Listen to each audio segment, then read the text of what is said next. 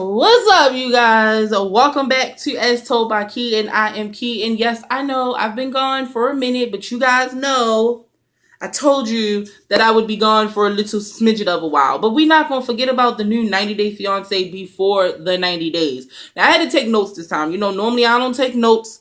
Normally I don't have to do all that. But I had to take notes this time because everybody in this season, for the exception of two couples, is brand new. So I had to take a couple of notes. We're going to go through this. Now, 90-Day Fiancé before the 90 days come on Sundays. I believe it's either at 8 or 9. I just watch it on Monday, so don't even worry about what days it come on. I got you guys. So this season of 90-Day Fiancé, like I said, we have all new couples for the exception of two couples. Paul and Karine, Jesse and Darcy. I thought I saw Courtney and whatever the other guy name is. I thought I saw them, but when I looked at the official list, I didn't see their names as a couple. Like I don't know what I was watching where I saw them. So as of right now, I don't see Courtney and the guy that's from wherever he's from. I didn't see them, so we're not even going to deal with them. So we're going to jump straight into this video with Angela. If you guys see me looking down, that's what's going on in my notes. So we're going to start with Angela, who is 52 years old, and she's from Georgia. And Michael, who is 30 years old, from Nigeria. Now, she lied. She said that she was one age, and she told people she was 50. Like, she told Michael she was 50. And Michael told her that he was, like, in his 40s. So both of these people start off the relationship lying. So we already know when you start off a relationship lying, we're asking for trouble. Because if you're a liar and you're coming together and you're lying, it's not going to work out. So she admits that at some point in there, she tells Michael that she's really not 50. She's like 51 or 52. Michael says to her, well, I'm really not 40. I am 30. So there is a 20-year, I believe, about 20-year gap between their ages. So this is her first time. Angela is a caregiver. She takes care of her mother. She's a nurse. She says she loves giving back to people. And this is going to be like her first time actually doing something major for herself because she was married before. And in that marriage, it just didn't work out. It was just too much going on. And she told herself that she would never get married again if for some reason, she just didn't want to get married again. Hold on, guys. That's a lot better. And so she basically said she didn't want to get married again. So then she says she meets Michael, and Michael changes her mind, which I don't understand how somebody who has lied to you, I mean, although you lied to him too, how they could change your mind, especially somebody that's so far away in cotton-picking Nigeria. But she doesn't care. She falls in love with Michael, and now she is planning her trip to Nigeria to see him. And her family, rightfully so, are completely skeptical. They're like, what does a 30-year-old man want with a 52-year-old woman?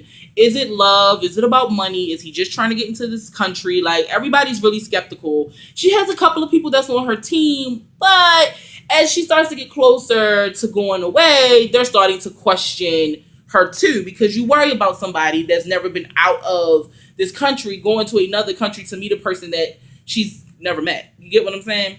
And so Angela's really just like super, like, I like her energy, but at the same time, her ignorance kind of upsets me. And so we just have to see where things go. Angela has bought Michael a ring. She's put it on layaway. She's going to propose to him when she gets to Nigeria. And her daughter is like, why are you proposing to him? Like, he should be the one proposing to you. If this is really what he wants, then he should already have something kind of like set up. And Angela's like, you got one life. You got to live it. Go for what you want. And all this other craziness. And so she is going to go to Nigeria to propose to Michael. I think it's a bad idea. I think it's a horrible idea, actually.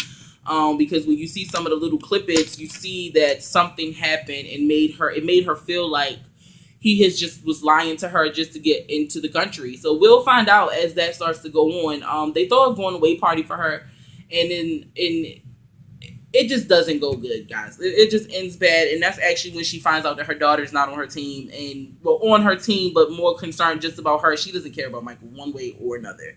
So that's what happened with Angela and Michael. They are one of the new couples. I'm going to do all the new couples, and then I'll deal with the two old couples first.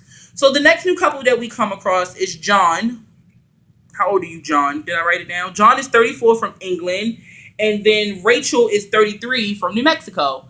So it's really, really funny when we meet Rachel, and she's explaining to us that she was in a really bad relationship, and when she got out of that relationship, she started trying to like find things to do for herself. So she started the little karaoke app.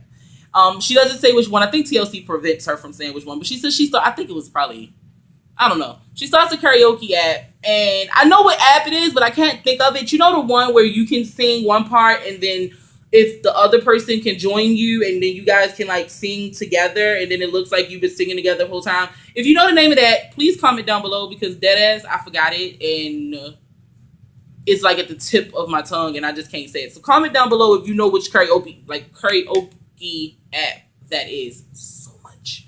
And so she says that she sung this song, and then a few days later, John sings the song with her, and he like starts chatting with her and talking to her. But she said that for the first couple of months or so, she didn't think that she would be able to get somebody like John. And then she gets into another relationship, and that relationship results in her ending up pregnant with the little girl that they have now, and she has now.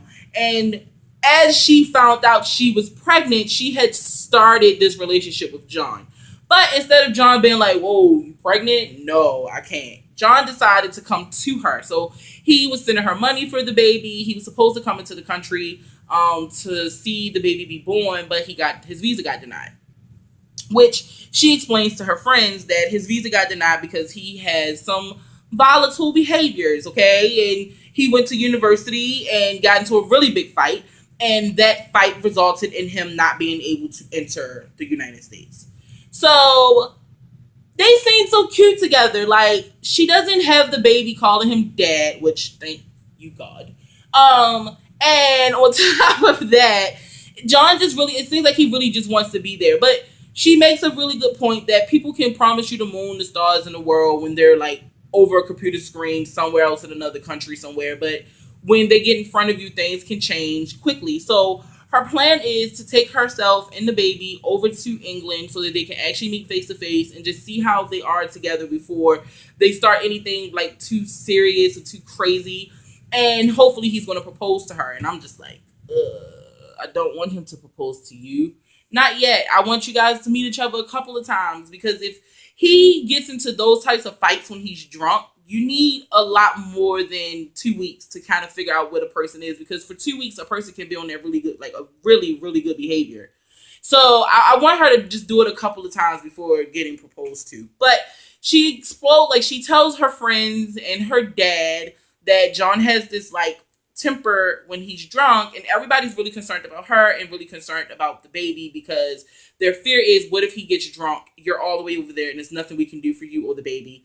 Her mother, who was on her side in the beginning, we haven't met her yet, by the way, who was on her side in the beginning, has decided to completely distance herself from it because she learned that John had this record, and it's like, you need to leave him alone. You're putting everybody in danger potentially. And, you know, the mother has just like distanced herself from it. So I'm pretty sure that this season, as it goes on, we're going to see the motions of that. You know, like it's going to be really interesting. Their story. The thing that stuck out the most about me for John and Rachel is that John wants to actually be there and help her with that kid. He feels like the kid is his, and I think that's super sweet. But she should still be careful, you know? Because people that drink and got temper, sometimes they don't realize how drunk they get and how they act when they're drunk. Just saying. So the next new couple that we got to meet in this episode, well, last Sunday's episode, is Ricky and Melissa. Ricky is 33 and he's a photographer, and he's from Columbus. He's from Ohio. Columbus, Ohio. And what is her name? Melissa. Melissa is 28 and she's from Columbia. So Ricky is a photographer. He's been married twice. He has 2 children, 2 little girls. He has his older daughter who is 12 living with him full time. His last marriage, he just had a little girl. She's like 6 or 7 months old, I think he said. So under the age of 1. He's technically still married.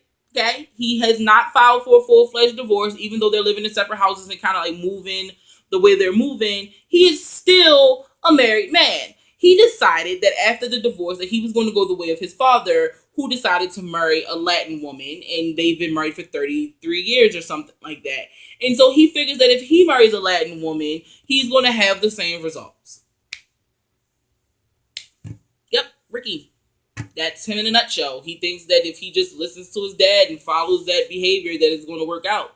The problem is, Melissa will not video chat with him. She created kind of like a GIF, and she was just in a loop the whole video. Like, she created a loop, and it's like she wasn't talking, just smiling and whatever and whatever. And he speaks a little bit of Spanish, so they could have had some type of conversation, but she doesn't really talk to him. So once he finally booked his actual plane ticket and told her, like, listen, I'm coming to Colombia, she kind of got really, really distant, and she started getting weird with the text messages, and it went from the I love yous to just weird text messages. You know what happens when people are being odd. And so he goes and he talks to his daughter, and the daughter's like, listen, I just want my dad to be happy, but I think he needs to slow down a little bit about this marrying her thing, because his whole thing is he wants to go to Colombia to propose to her, and they don't even talking for like 3 or 4 months. So, I be wondering sometimes if TLC just be fucking with us. Like, do you guys just find actors to do it? Because I have a hard time believing that in 3 months, without seeing a person, you would just, but I don't know. Whatever. Listen, I don't know. Who am I? Who am I to judge? You know what I mean? So the daughter is like really, really smart to be 12 years old. She tells her dad, I think you just need to slow down and just see where things go and just do that. He's like, well, if I propose to her, what do you think? And she's like, it's going to take me like a year to get used to this woman. Like, and again, he's still married. Okay? He's still married. And I just don't understand what's really going on. So he tells his friends, he shows the pictures and stuff to his friends. His friends thinks that she's catfishing him. And I'm not going to lie to you guys. I kind of think that she's catfishing him too, because he sends her money. And she's a nurse. And I don't know how it works over in Colombia, but I mean, for some reason, I keep hearing this shit. On 90 Day Fiancé, Pedro, his mother's a lawyer, but you still send her money every goddamn month. And now you got a nurse, and you still sending her money every damn month. Like, are they not paying these people? Like, how are you lawyers and nurses and not making any money to the point that I have to send you a certain amount of money every month? So annoying. So his friends are really just concerned about him, and he's concerned, but he's still going to go, and he's still going to take the ring so that he can propose to her. And I'm going to have a hard time with Ricky, y'all, because he's being really naive, and he has kids. And his oldest daughter, like I said, lives with him full time. So I'm not thinking that he's thinking this all the way through. Like, okay. And you're getting pictures, but no video. You get what I'm saying? So I don't know. It's just crazy. So whatever. So in this next episode, I don't even need this anymore, because I know these next 2 couples. Go ahead and shut my little Mulan book that I bought from the Disney store for the anniversary. So we're going to do Paul and Karini. So Paul is on his way back to Karini, and he is packing all of this stuff. Now, what I did not realize when we first met Paul and Karini is that there was a major age gap. Like, I thought there was like a 5-year age gap, but it's a lot bigger than that. Like, Paul's like 33 or 34 from Louisville, Kentucky, which means he might know dated. And Karini's like 22, right? And she lives somewhere over on the Amazon, over on the river somewhere. So he's like packing up this stuff, and at 22 years old, at 22 years old, she's like still into like stuffed animals and like little cutesy stuff like that. She's 22, she's still technically kind of like a kid. And he's irritated by it. Like, she wants all these stuffed animals, and I have to vacuum seal this stuff, and it's just childish, and it doesn't make any sense. And she's 22, Paul. She's 22. At 22 years old, I love stuffed animals and flowers and weird little onesies and slippers. At 22, yeah, I love that stuff. Like, because at 22, you're still young, you're still free at heart. Like, you don't realize that shit is childish till you're 30 and you're looking at your pictures like, why was I wearing that onesie at 22? Damn, I was grown up and I'm acting like that. But when you're in the house and you just want to be comfortable, you're not thinking about that stuff. You just want to lay up with your stuffed animals, and that's her personality, and he doesn't like it. And I don't like that he doesn't like it, because to me, it's like, that's your girl. So why are we complaining about stuffed animals and onesies? Like, just take the shit to her, Paul. Damn. So he admits that he's a mama's boy, which we already knew. I don't know why he felt the need to admit that to us. We already knew that, Paul. You're 30-something years old, still living at home with your mother. You have a pretty good job, dude. Like, yeah, no, we get it. Got it. Cool. So the mother's like, I don't want him to go back. They think they're in love with each other, but what if they're not really in love with each other? His mother talks way more than I needed her to this season. Like, way more. There's like a whole scene of her talking, and we could have cut that whole thing out. Like, I am so interested in whatever it is that Paul mother thinks, because at the end of the day, you don't even know that your son's going over here to get married. That's why he's staying for 90 days. He's going to get married, and the plan is to bring Karini back as his wife. So the fact that you have no idea what's going on with your son just tells me that you don't really need to be talking. He's going to do whatever he wants. So Paul is packing and he's going back over, and we find out that Karini's parents have requested that he needs to bring his entire criminal record because they don't want their daughter marrying or going to the States with a person who could potentially be dangerous to their kid. And I'm with that. Karini's dad is an ex-cop. So it's like, no, you're not going to go anywhere with him until we find out what's really going on. I need his criminal record. And the mother says that's inappropriate. I'm sorry. How is it inappropriate? Like, no, hell no. I need your whole criminal record too. And I'm in the States. I need the whole thing. Because you can tell me whatever you want to tell me. I need your whole record. Because what we're not going to do is get married and then like turns out that you're some crazy ass serial killer. Like, you're not about to Dexter me. I need the whole thing too. The mother feels some type of way because Karini people is asking for it. And I'm just like, get the hell over it. They have every right to know who this guy is. He came out of nowhere as far as they're concerned. The person that's been dating him is Karini, and then he didn't even tell Karini until he got to Karini face to face that he had a record. So it's kind of like a setup. Paul's also worried that Karini could potentially be cheating on him. Now, I seen Karini take a pregnancy test, and Paul asked, was the baby his or not his? And it didn't show up on this episode, but now I'm concerned. So Paul is on his way to Karini. He's worried about Karini cheating on him, but then I seen the pregnancy test. So it's a lot going on with Paul and Karini that we haven't really got to explore yet. But once we do, trust and believe, I will be sitting in front of this couch talking to you guys about it because I need to know who the hell got Karini pregnant if she's pregnant. So let's go ahead to the last couple. Goddamn Paul and Karini. No, Jesse and Darcy. Now, if you guys watch my 90 Day Before the 90 Days before, you know I cannot stand Darcy or Jesse. Mostly Jesse though, because he's an asshole. So when she went to Amsterdam, when Darcy went to Amsterdam to visit him, he was really controlling. Okay, like really controlling. Don't drink. Don't do these. Don't do just like that. Don't do these. He's an asshole. A jerk. She gets drunk, comes home. He starts bullying her. She snaps. She leaves. She goes to a hotel. He tells her, "I need you to never drink again. Never touch a drink." She's older than you. You can't tell some grown woman with 16 and 15 or however old the kids are. You can't tell her not to drink because you don't like it. What is really going on? So now he's coming to the States. Okay. And Darcy's trying to get ready for him. Darcy has a black cousin. I know this ain't got nothing to do with race, y'all, but it took me back for a minute. I was like, what the hell?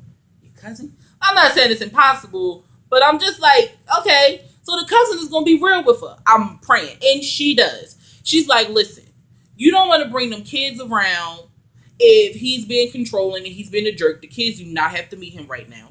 Okay? So if you want to walk away, walk away. This is your territory. You know exactly where you're going. Like, you know what you're doing. Like, you do not have to put up with him if he starts being that person. And I'm just like, yes, cousin, say it to her twice. Once for you and once for me. Darcy's like, yeah, well, me and Jesse, we're gonna make it. And, and so she explains to us what happened. So there was a really big blow up. Maybe not really big, but in the 90 Day Fiancé world, it was really big. Darcy tweets out or Facebook's out that Jesse's single and now he can talk to all the bitches, and people was going to him acting like he was like, are you cheating on Darcy? He was offended. He was mad. So then he tells her to stay off of social media.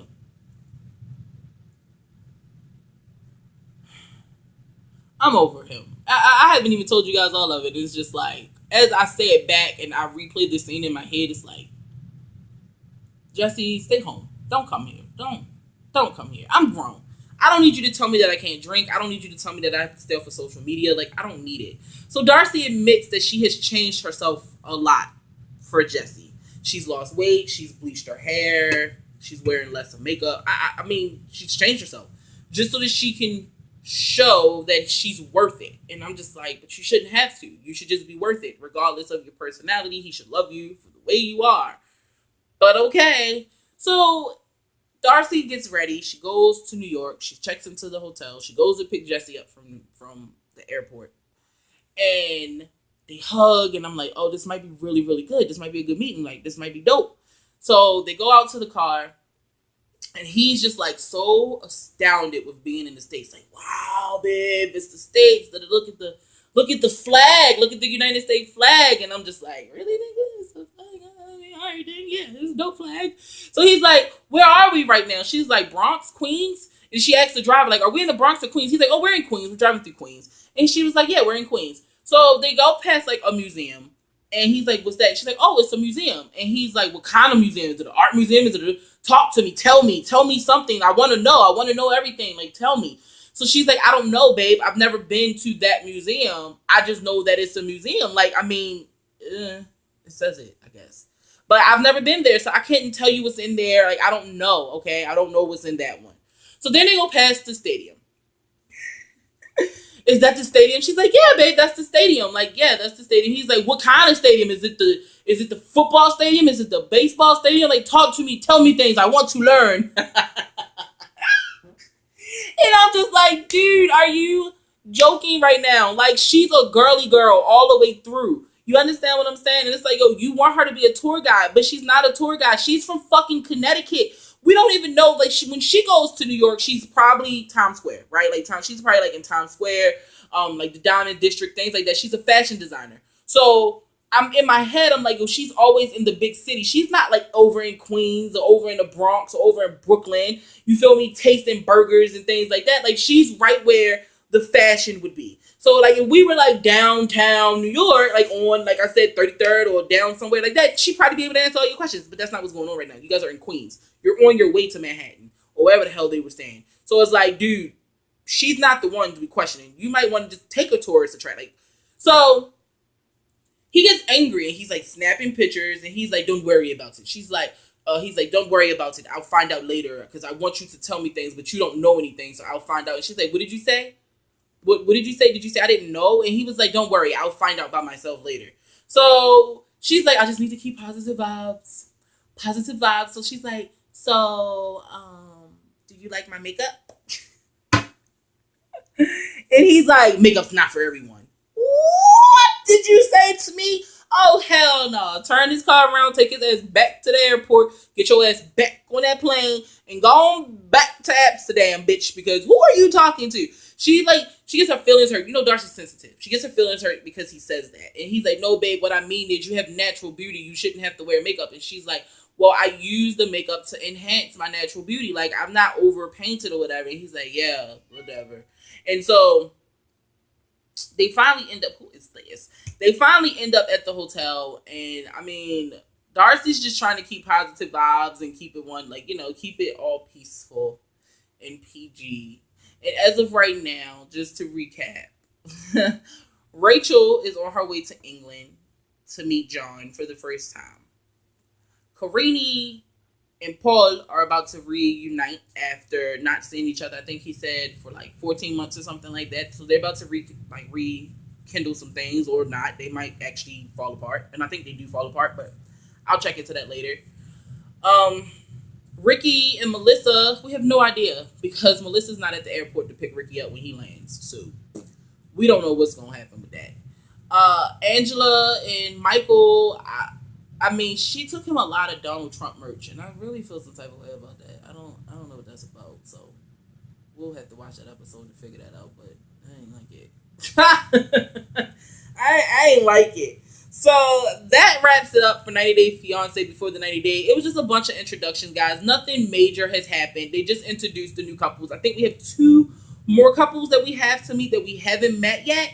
So we'll be meeting them this Sunday, and I'll be back right before the show comes back on to recap you on this Sunday's episode. So just in case you're trying to figure out what's going on and why I keep like sporadically popping up and going away, it's because I've opened up my own little boutique called Ear Boutique by Kita, and I make all these cute little Mickey and Minnie Mouse ears. As you can see, I don't have my hats out here for you guys to show you the boy hats, but I think I've already showed you guys these ears. So if you want to follow me over on Instagram at Ear Boutique by Akita. You can follow me over there on Instagram, and you can place orders if you want to place orders. Hopefully before the end of the year, I will have my Etsy shop up, and I also make cute little barrettes for your little girls or for you. It doesn't matter. I'm not judging. Whatever makes you happy. I make these cute little barrettes. I'm getting ready to start working on the Halloween line, and they are double-sided, as you can see. Can you see? So I have Cinderella on one side and Snow White framed out and all beautiful eating her apple on the other side. I also make Ninja Turtle ones because all girls do not like princesses. And you just unclip them and put them on your little ponytail or whatever. My hair is like super poofy, so you guys do not want that in your life. I also make these, and I also do Harry Potter ones. These are unfinished. The Ninja Turtle ones, I'm still working on these.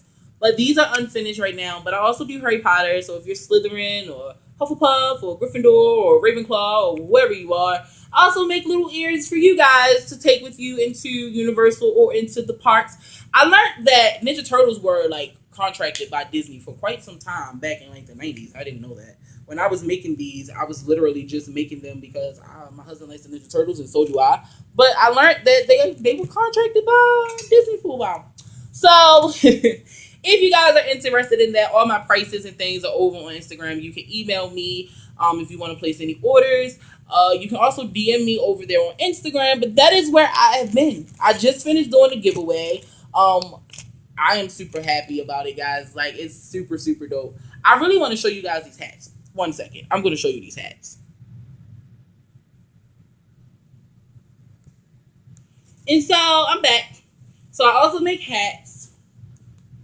This is my Slytherin hat. Well, I'm not Slytherin, but you guys know Aaron's Slytherin. If you follow my other YouTube. My hair is super poofy today.